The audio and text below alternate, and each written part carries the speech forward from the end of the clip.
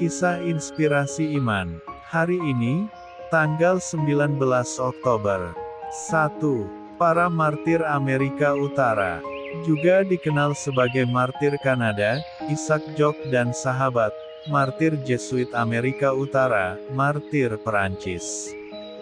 Peringatan, tanggal 19 Oktober, tanggal 26 September, Kanada. 8 martir Amerika Utara, juga dikenal sebagai martir Kanadian, martir Jesuit Amerika Utara atau martir Perancis, termasuk 6 imam dan 2 saudara awam. Mereka adalah anggota heroik Serikat Yesus yang menjadi martir di Amerika Utara untuk membawa iman yang diperlukan untuk keselamatan kepada suku Indian Huron, Iroquois, dan Mohawk. 5 dari 8 martir Amerika Utara dihukum mati di tempat yang sekarang disebut Kanada, dan 3 di antaranya di negara bagian New York.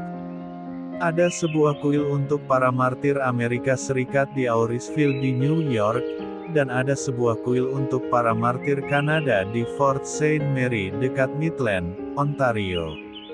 Nama 8 martir Amerika Utara adalah Santo Rene Goupil, seorang bruder awam yang menjadi martir pada tahun 1642 di negara bagian New York. Santo Isaac Jogues, seorang imam. Santo John de Lalande, seorang bruder awam, menjadi martir pada tahun 1646 di negara bagian New York. Santo Anthony Daniel, seorang imam, menjadi martir di Kanada pada tahun 1648.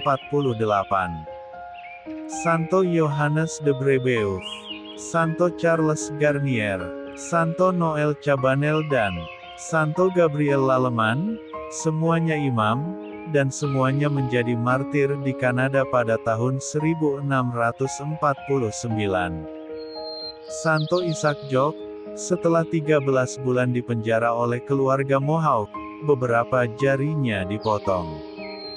Dia kembali ke Eropa, tetapi kembali lagi ke Amerika Utara dan terbunuh oleh serangan Tomahawk di Osernenon, yang sekarang disebut Auriceville, di negara bagian New York.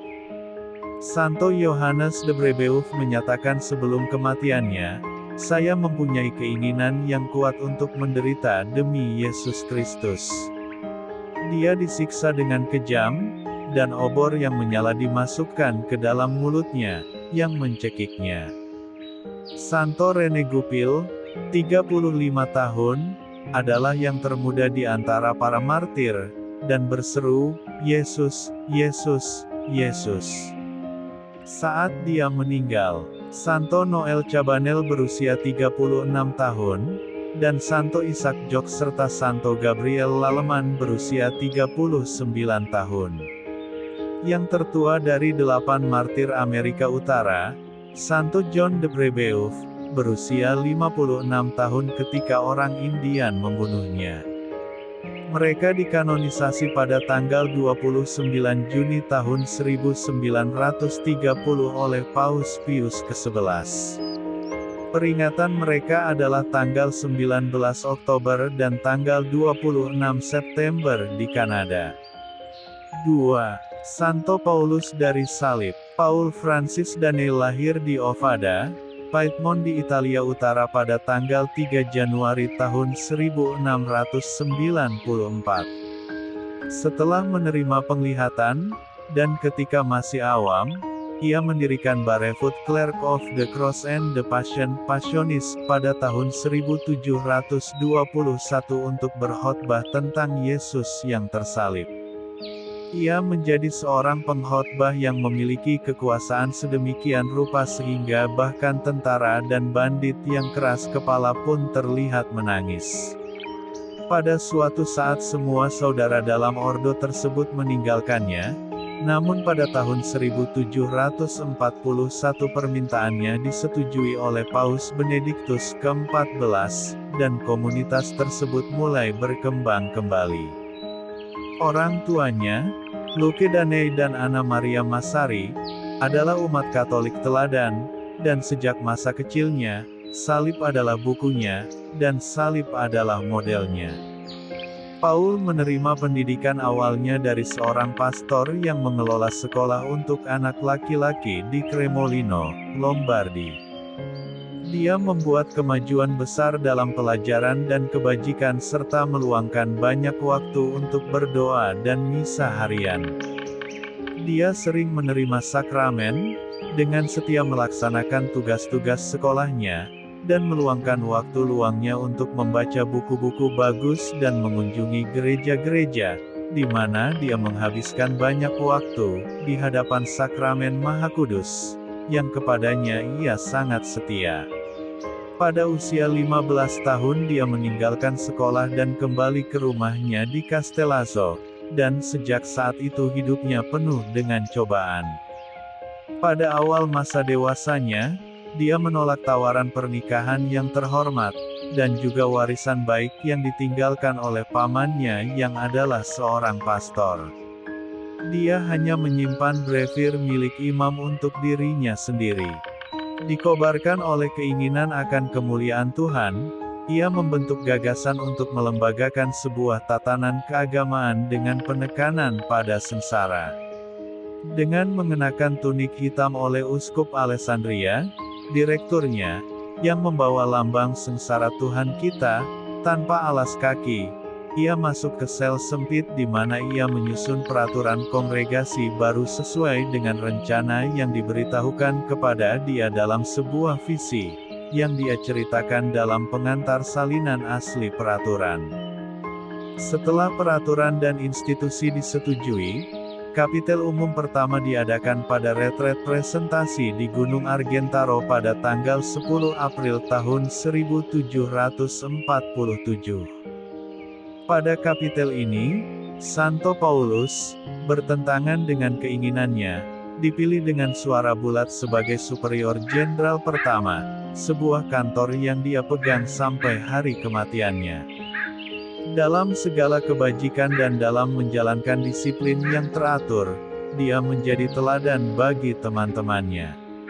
Meskipun terus-menerus disibukkan dengan urusan mengatur masyarakat keagamaannya, dan mendirikan rumah-rumah baru di mana-mana, ia tidak pernah berhenti mewartakan firman Allah, dengan semangat yang membara demi keselamatan jiwa-jiwa. Ringkasan Paus Pius ke-9 untuk beatifikasi Santo Paul, tanggal 1 Oktober tahun 1852. Misi suci dilembagakan dan banyak pertobatan dilakukan. Beliau tidak mengenal lelah dalam karya-karya kerasulannya dan tidak pernah, bahkan hingga saat-saat terakhirnya, melepaskan apapun dari cara hidupnya yang keras, hingga akhirnya terserang penyakit yang parah, yang sangat lelah karena pertapaannya maupun karena usia tua. Di antara rekan-rekan terkemuka Santo Paulus dalam pembentukan dan perluasan kongregasi adalah Yohanes Pembaptis, adik laki-lakinya dan rekan tetapnya sejak masa kanak-kanak, yang berbagi semua kerja keras dan penderitaannya serta menyamai dia dalam mengamalkan kebajikan. Pastor Mark Aurelius Pastorelli, Pastor Thomas Struzzieri, kemudian menjadi Uskup Amelia dan kemudian Todi, dan Pastor Fulgentius dari Yesus. Semuanya luar biasa dalam hal pembelajaran, kesalehan, dan semangat misionaris. Yang Mulia Strambi, Uskup Macerata dan Tolentino, adalah penulis biografinya. Kesatuan pribadi yang terus-menerus dengan sengsara dan salib Tuhan kita merupakan ciri menonjol dari kesucian Santo Paulus, namun devosi kepada sengsara tidak berdiri sendiri, karena ia membawa semua keutamaan kehidupan Kristiani ke tingkat yang heroik. Berbagai mukjizat, selain mukjizat istimewa yang dikemukakan pada saat beatifikasi dan kanonisasinya, membuktikan nikmat yang ia nikmati dari Tuhan. Mukjizat kasih karunia berlimpah, seperti yang terlihat dalam pertobatan orang-orang berdosa yang tampaknya menjadi keras kepala dan putus asa. Selama 50 tahun dia berdoa untuk pertobatan Inggris, dan meninggalkan pengabdiannya sebagai warisan kepada putra-putranya.